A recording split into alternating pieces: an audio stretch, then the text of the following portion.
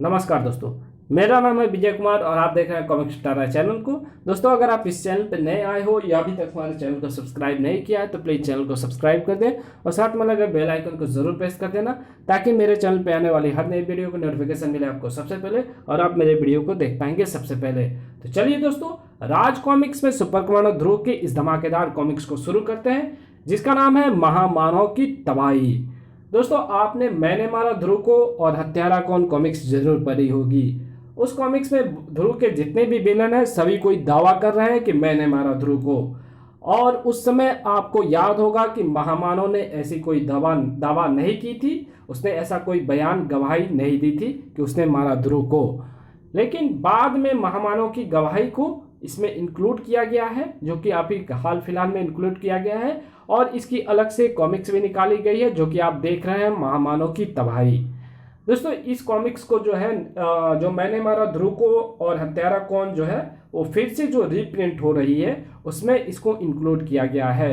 और हालांकि ये इसकी अलग कॉमिक्स भी है और अभी जो रीप्रिंट हो रही है मैंने मारा ध्रुव को उसमें इसको भी इंक्लूड किया गया है, महामानव की गवाही को भी। और चलिए देखते हैं कि महामानव के इस जलजले को उसने कैसे गवाही दी और कैसे बताया कि उसने कैसे मारा ध्रुव को। तो चलिए शुरू करते हैं। देख सकते हैं इसका कवर पेस्ट है ये, यहाँ पे लिखा हुआ भी है मैंने मारा ध्रुव को और हत्यारा कौन का अतिरिक्तांक देख सकते हैं। इसका पूर्व सार देख लेते हैं। सुपर कमांडो ध्रुव मारा गया, किसने मारा कैसे मारा कोई नहीं जानता, मगर दावा हर कोई कर रहा है कि मैंने मारा ध्रुव को। कारण था एक रहस्यमय पात्र कंकाल तंत्र जो जानना चाहता था कि वास्तव में सदी के सबसे बड़े महानायक का आखिर हत्यारा कौन है। और तब बैठी क्राइम कोर्ट ताकि दूध का दूध और पानी का पानी किया जा सके, और जो खुद को ध्रुव का हत्यारा साबित कर देता उसे मिलना था पूरी दुनिया पर राज करने लायक शक्ति। उसके बाद शुरू हुआ एक के बाद एक गवाहियों का सिलसिला। सबने सुनाई अपनी कहानी कि कैसे उन्होंने ध्रुव को मौत के घाट उतारा। उसकी गवाहियों को कंकाल तंत्र के रोबोट बायोट्रॉन ने साबित कर दिया झूठा। अभी ध्वनिराज, बौना बाउन और ब्लैक कैट की गवाहियां हुई ही थी कि क्राइम कोर्ट में कदम रखा उस जलजले ने जिसे दुनिया महामानव के नाम से जानती है। उसके आने का मकसद था ध्रुव को मारने का श्रेय लेने वाले झूठे को ऊपर का रास्ता दिखाना, क्योंकि महामानव के अनुसार ध्रुव को उसने मारा था और कोई उसे मारने का श्रेय ले उसे यह हरगिज मंजूर नहीं था। लेकिन इससे पहले कि वो क्राइम कोर्ट में बैठे सभी महाखलनायकों को खत्म कर देता, कंकाल तंत्र ने उससे अपनी गवाही देने का अनुरोध किया। महामानव ने क्राइम कोर्ट जैसी चीजें मायने नहीं रखती थी, इसलिए उसने अपने विवरण को गवाही मानने से इनकार कर दिया और बताया कि आखिर उसने ध्रुव को कैसे मारा। महामानव की तबाही। मध्यांतर के बाद अब तुम्हारी बैटरी पूर्ण रूप से चार्ज है बायोट्रॉन। अगली गवाही के लिए महाखलनायक। एक मिनट, कब से ढूंढ रहा हूं मैं इस संत समागम को, पर तुम लोग तो इतनी परतों के अंदर छुपे हो जितनी प्याज में भी नहीं होती है। आप कौन है श्रीमान, और आपने इस अत्यंत गुप्त कक्ष को कैसे ढूंढ निकाला? ओह, तुम में से कई लोग मुझे जानते नहीं हो। दरअसल कीड़ों से मैं जान पहचान नहीं करता, सिर्फ उन्हें मसलता हूँ। आज भी यहाँ पर मैं तुम सब कीड़ों को मसलने ही आया हूँ जो ध्रुव को मारने का दावा कर रहे हैं। शांत हो जाइए श्रीमान, पहले अपना परिचय तो दीजिए, फिर मसलने की प्रक्रिया शुरू कीजिएगा। महामानव हूं मैं, मानव के विकास की अंतिम सीमा। मानव मस्तिष्क इस स्तर से ऊपर नहीं जा सकता। फिर भी उस लड़के ने मुझे मात दे दी जिसकी मौत का श्रेय का लड्डू खाने को तुम सब यहाँ पर बैठे हुए हो, जबकि सच तो यह है कि उसकी जान मैंने ली है, महाशक्तिशाली महामानव ने। ये महानमूना आखिर है कौन? श्रीमान, महामानव का जिक्र यूएन की क्लासिफाइड फाइल्स में है, परंतु इनका कोई चित्र नहीं है। अगर आप हमें मसलने से पहले अपनी गवाही देने की कृपा करें तो हमें अत्यधिक प्रसन्नता होगी श्रीमान महामानव। गवाही? जब मैं ऐसी अदालत को नहीं मानता तो गवाही कैसी मूर्ख। चलिए श्रीमान, हम इसे गवाही नहीं एक कहानी समझकर सुन लेते हैं। आपके वृत्तांत को हम गवाहियों में शामिल नहीं करेंगे। मरने वाली की आखिरी इच्छा मैं जरूर पूरी करता हूँ, तो सुनो। अपने लाखों वर्षों के जीवन में मुझे एक ही इंसान ने मात दी है, सुपर कमांडो ध्रुव ने। उसने मुझे खौलते लाव में गिराकर तो मेरा अंत ही कर दिया था, क्योंकि गर्मी से मेरी मानसिक शक्ति एक बच्चे से भी गई गुजरी हो जाती है। वो तो भला हो मेरी बची खुची मानसिक ऊर्जा का, जिसने मुझे अपने कवच में सुरक्षित रखा था। पर मेरा दिमाग उस लावे से भी ज्यादा खोल रहा था। आखिर एक प्रागैतिहासिक दिमाग मुझे भला कैसे मात दे सकता था। मैं उसको अपनी मैं उसको अपनी चुटकी में पकड़कर मसलने के लिए बेताब हो रहा था, पर बेतहाशा उस्मा ने मुझे बंदी बना रखा था। तभी ना जाने कहां से उस ऊर्जा का मुझसे संपर्क हुआ। किसी मानसधारी की शक्ति का सिर्फ एक अंश मात्र थी वो ऊर्जा, पर उतनी ही मानसिक ऊर्जा ने मुझे इतनी शक्ति दे दी कि मैं एक जलगत ज्वालामुखी को फाड़कर बाहर आ सकूं। सतह पर आते ही मुझे वो सीप नजर आई, जिसमें सर्कस के कुछ कलाकारों और जानवरों को भारत ले जाया जा रहा था। उन्होंने मुझे बौने जोकर जैसा अजूबा समझ लिया और अपने साथ ले लिया। वहीं पर मुझे ध्रुव के बारे में काफी कुछ जानने को मिला। दुनिया भर के सर्कस के लोगों के बीच भगवान की तरह पूजा जाता था वो, पर मुझे तो ठीक से सोचने के लिए ठंडा माहौल चाहिए था, और वो जगह जल्दी ही मुझे मिल गई। उस कूलिंग क्यूबिकल में जिसमें उत्तरी ध्रुव से लाई गई पेंगुइन्स को रखा गया था। अब मेरे दिमाग ने थोड़ा थोड़ा काम करना शुरू कर दिया था। मैं जानता था कि मेरे मानसिक शक्तियों को अपने पुराने स्तर पर आने में समय लगेगा, और उस दौरान कुछ भी हो सकता था।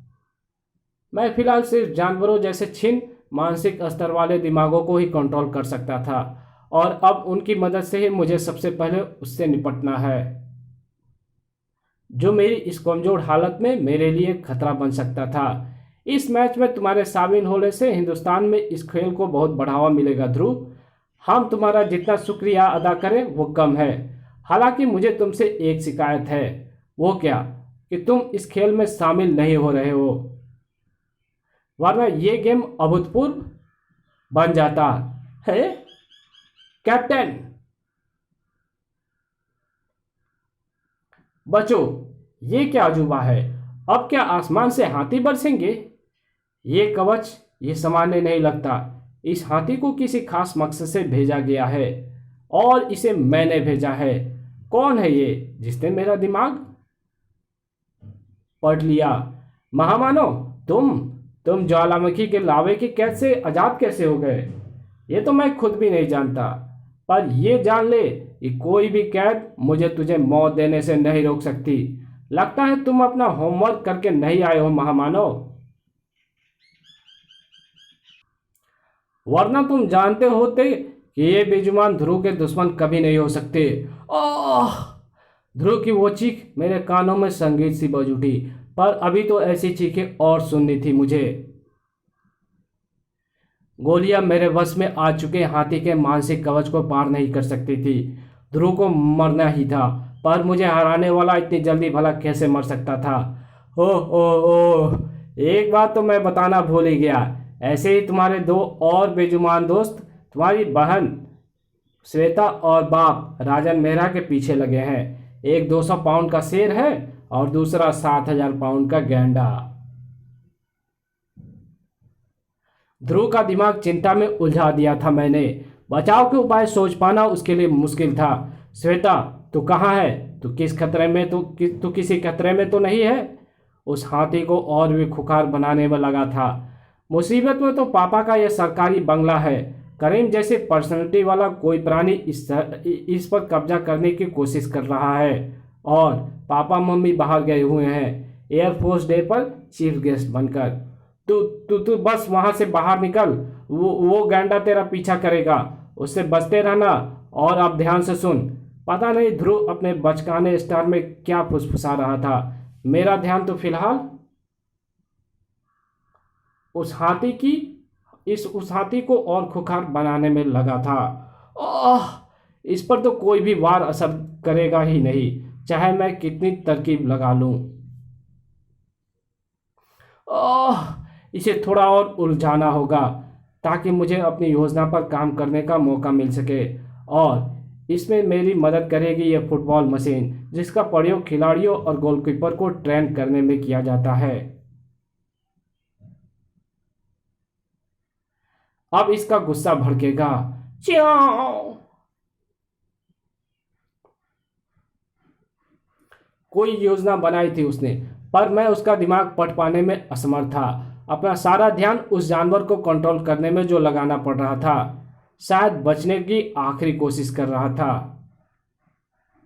लेकिन साथ ही साथ एक और आश्चर्यजनक चीज हो रही थी। मुझ में वो ऊर्जा बढ़ती हुई महसूस हो रही थी जिसने मुझे लावे से बाहर निकलने में मदद की थी। ये ना ध्रुव के लिए अच्छी खबर थी और ना ही उसके परिवार के लिए। उसकी बहन मौत के ज्यादा करीब थी। महामानव यानी मेरे क्रोध से उनको कोई नहीं बचा सकता था सिवाय खुद महामानव के।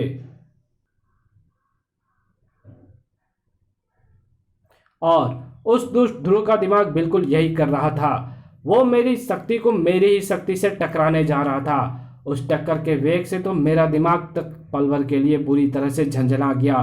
जरा सोचो, उस बेचारे हाथी और गैंडे का क्या हुआ होगा। तुरंत बेहोश हो गए थे दोनों। पर इस मामूली सफलता ने उस लड़के का दिमाग 7वें आसमान पर पहुंचा दिया था। अच्छा वार किया तूने, पर अपने माँ बाप को मेरे शेर से कैसे बचाएगा? बचना तो अब तुम्हें है महामानव। अपने उस शेर को तुरंत रोक दो, वरना मैं तुम्हारा ये उड़न किला तोड़कर तुम्हारे दिमाग की गर्मी निकाल दूंगा। इस कूलिंग एनक्लोजर तक तो न्यूक्लियर मिसाइल भी नहीं पहुंच सकती बच्चे। किधर भब की मत दे। मैं तो सिर्फ तुम्हें सावधान कर रहा था। खैर, जैसी तुम्हारी मर्जी। Quick quick quick. उस आवाज का मतलब मैं तो नहीं, पर वे पेंगुइन्स जरूर समझ गईं और मैं एक सेकंड में अपनी गलती समझ गया। मैं पेंगुइन्स को निरीह समझकर और अपने साथ रखकर एक भयानक भूल कर दी थी, क्योंकि ध्रुव चिड़ियों से बातें कर सकता था। मेरे कुछ समझ पाने से पहले ही उन पेंगुइन्स ने बिजली की पूर्ति से कूलिंग एनक्लोजर के कंट्रोल्स को ऑफ करके तोड़ डाला। उस बंद डिब्बे में गर्मी और घुटन तेजी से बढ़ने लगी थी। अब उसे तोड़ना ही एकमात्र उपाय था। ठीक वैसा ही हुआ जैसा वह दुष्ट लड़का चाहता था। अब मैं एक बार फिर ध्रुव के हाथों से मात खाने ही वाला था, क्योंकि बाहर चमकता सूर्य मेरा हाल फिर से बेहाल करने वाला था। लेकिन किस्मत इस बार मेरे साथ थी। अरे, मेरी मानसिक ऊर्जा तो इस बार गर्मी में भी बरकरार है। अच्छा किया कि तूने मुझसे वो डिब्बा तुड़वा दिया, वरना मुझे कभी पता ही नहीं चलता। अरे, भागता कहाँ है? थैंक यू, तू लेता जा मेरा। अब तो पापा मम्मी को मुझे ही बचाना पड़ेगा श्वेता। मैं भी चलूंगी। शेर कॉकरोच जितना डरावना थोड़ी ही होता है। ठीक है बहादुर बहन, मान गया, पर फिर तू घर जा।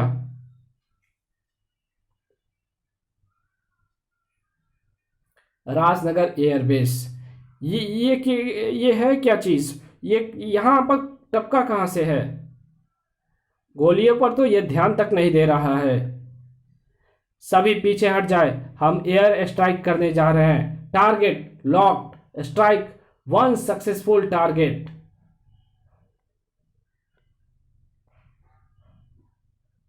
डिस्ट्रॉयड कर। आह, ओ माय गॉड, ये शहर है या शेर का भूत?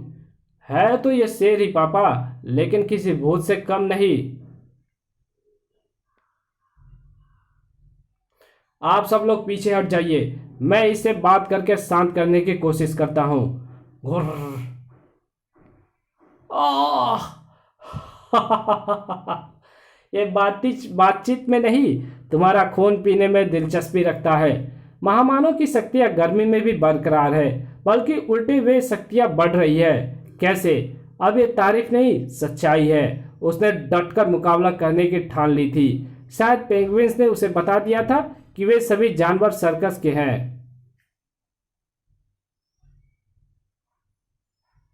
तभी तो उसने शेर की कमजोरी का फायदा उठाया। जलते छल्ले को देखकर शेर के अंदर उसके पार पार कूदने की इच्छा जाग उठी और वो ध्रुव की चालों में या कहो पिघलते टायर में फंस गया। पर एक कमी रह गई थी, टायर में सिर्फ उसके अगले पंजे फंसे थे। ध्रुव अपने ही जाल में फंस गया था। अब किसी भी क्षण शेर उसका सिर चबाने वाला था।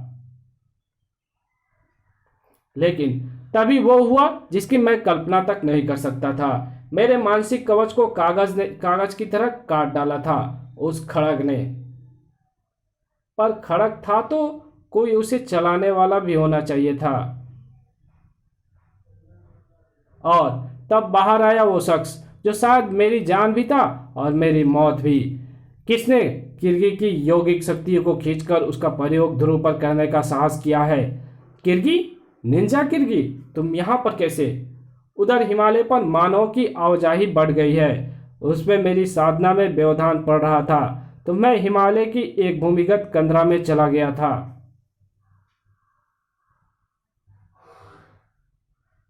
वहां साधना के दौरान मुझे अपनी बूंद भर शक्ति खींचती हुई महसूस हुई। मैंने ध्यान नहीं दिया, लेकिन फिर मुझे आभास हुआ कि कोई उसका प्रयोग तुम्हें मारने के लिए कर रहा है। तो मैं तुरंत यहाँ के लिए रवाना हो गया। किर्गी नाम था उसका, और ये उसी की ऊर्जा थी जिसने पहले मुझे ज्वालामुखी से आज़ाद किया और फिर उस ठंड बॉक्स से। ओह, यानी तुम पास आते जा रहे थे और मेरी तुमसे ऊर्जा खींचने की गति बढ़ती जा रही थी, और यही ऊर्जा मुझे गर्मी में भी पूर्ण चैतन्य रहने की शक्ति प्रदान कर रही थी। और अब तुम मेरे सामने आ गए हो। वाह! मैं जितनी पास आऊंगा तेरे प्राण उतनी जल्दी निकलेंगे। गलत। मेरे अति विकसित मस्तिष्क के आगे तेरा दिमाग कुछ भी नहीं है निंजा। मैं तेरी शक्तियां इतनी आसानी से खींच सकता हूं जैसे एस्ट्रोसिस शरबत। आह, ये तो बहुत शक्तिशाली है। मैं नियंत्रण खो रहा हूँ। किर्गी असावधान था। वो आसानी से मेरे कब्जे में आ गया था। मेरी शक्तियाँ अब ऐसे बढ़ रही थी मानो समुद्र में सुनामी आ गई हो। सूर्य तक मुझे खिलौने सा लगने लगा था, और अब तो किर्गी भी मेरे बस में था। तो बहुत भाग्यशाली है ध्रुव। दोस्त के हाथ से मौत बिरलों को मिलती है। किर्गी, खत्म कर दे इसे, काट डाल।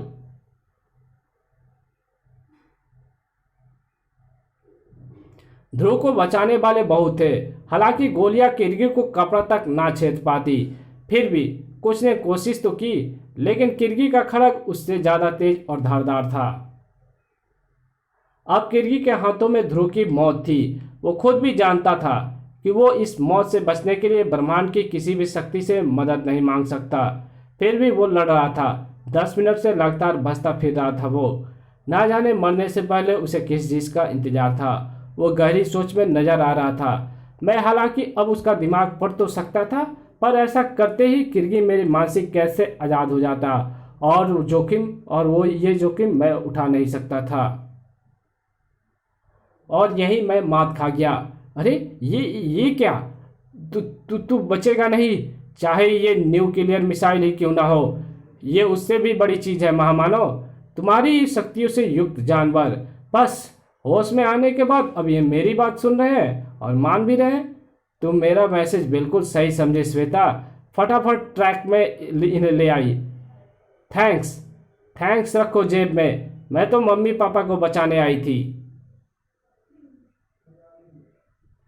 इस महाटक्कर से होश में आए किर्गी ने अपने आप को संभाल लिया। यौगिक शक्ति का प्रभाव रुक गया। अब मुझे फिर से ये बहाव शुरू करना था, पर ध्रुव नाम की मुसीबत को खत्म करने के बाद, वरना उसके टांग अड़ाते रहने का सिलसिला अंतहीन हो सकता था। शक्ति अब बढ़ चुकी थी मेरी। अब मैं कुछ हद तक प्रकृति को भी नियंत्रित कर सकता था। ध्रुव ने भागने की कोशिश तो की, पर बिजलियों का निशाना वो और सिर्फ वही था। बिजलियों से वो शायद 1-2 बार बच सकता था, लेकिन ज्यादा देर तक नहीं। ये बात वो भी जानता था। इसलिए शायद वो हेलीकॉप्टर से भागने की कोशिश में था। अब उस पर ध्यान देने का काम बिजलियों का था। मैं किर्गी से यौगिक ऊर्जा खींचने को धींगा मुश्ती में एक बार फिर से मस्त हो गया। किर्गी शक्तिशाली तो जरूर था, पर मेरे जितना विकसित नहीं था। हारना तो हर हाल में उसी को था। मैं उसकी शक्तियां खींचने में इतना मग्न हो गया था कि मैंने एकदम अपने बगल में आ चुके उस हेलीकॉप्टर पर ध्यान ही नहीं दिया। उसी पल एक कौदती बिजली की लहर ने हेलीकॉप्टर को अपना निशाना बना लिया। ध्रुव चीखा तो जरूर, पर मौत की उस कड़कड़ाहट में उसकी आखिरी चीख दबकर रह गई, और अगले ही पल मैं भी चीख उठा। मेरी ही शक्ति से पैदा की गई बिजली से लिपटा हुआ वो हेलीकॉप्टर पूरी वेग से मुझसे आ टकराया था। भयानक झटका लगा मुझे। दिमाग अंधेरे में डूबने लगा मेरा। अपनी अंधेरे में डूबती आंखों से मैंने जो आखिरी दृश्य देखा वो हेलीकॉप्टर के फटने का था। बिजली गिरने से खाक हो चुके ध्रुव का शरीर अब कणों में बदल चुका था। किरगिज से भी मेरा संपर्क टूट गया था। जब मुझे होश आया तो मैं समुद्र तल से कई कई मीटर नीचे ठंडे पानी में था। पानी का ठंडापन मुझे होश में ला रहा था। किरगिज से खींची गई यौगिक ऊर्जा अब मेरे अंदर से गायब हो चुकी थी। शायद किरगिज उसको मुझसे वापस लेने में सफल हो गया था। पर मेरा सबसे बड़ा काम हो गया था। ध्रुव मेरे हाथों से खत्म हो चुका था। मैं तो उत्तरी ध्रुव की ओर रवाना भी हो चुका था। तब हवा में उड़ती मानसिक तरंगों ने मुझे इस नौटंकी की खबर मिली। अब बताओ क्या करूं मैं तुम सब झूठों का? श्रीमान महामानव के प्रश्न का उत्तर दो बायोट्रन। इसकी गवाही बयान अक्षरशः सत्य है। देखा, सिवाय एक तथ्य के। महामानव जी, आपने ध्रुव को नहीं मारा। क्या बकवास कर रहा है तू? गिरती बिजली के नीचे खड़ा होकर देख देख, फिर बोल, अगर बोल पाए तो। आपका मस्तिष्क विकसित अवश्य है श्रीमान, पर वैज्ञानिक तथ्य इसमें से लापता है।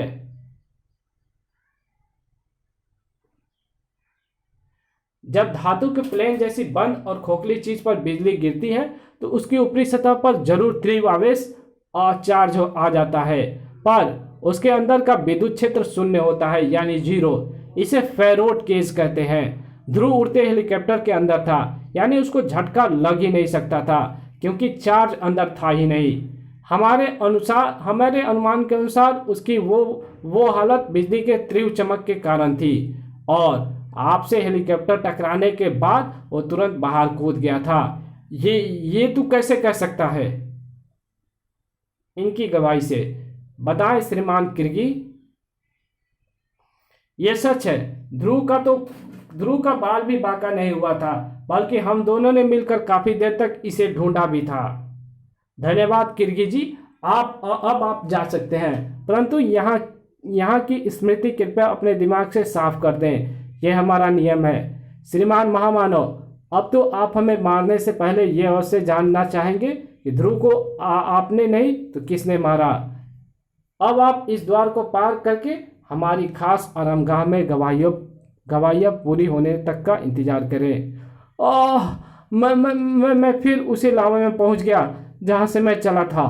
धोखा, कंकाल तंत्र, ओह मेरी स्मृति जा रही है। अगले महाखलनायक डॉक्टर वायरस गवाही देने के लिए पधारे। तो ये कॉमिक्स जो है यही खत्म होती है। अब इसके आगे कहानी तो आप लोग पढ़ चुके हैं, तो यहीं पे इस कॉमिक्स को ख़त्म करते हैं। ये कॉमिक्स आपको कैसी लगी आप कमेंट में ज़रूर बताओ। अगर वीडियो अच्छी लगी है तो वीडियो को लाइक कर देना, और चैनल पे नए हो तो प्लीज़ सब्सक्राइब कर देना, और इसको शेयर कर देना जहां इसकी ज़रूरत हो।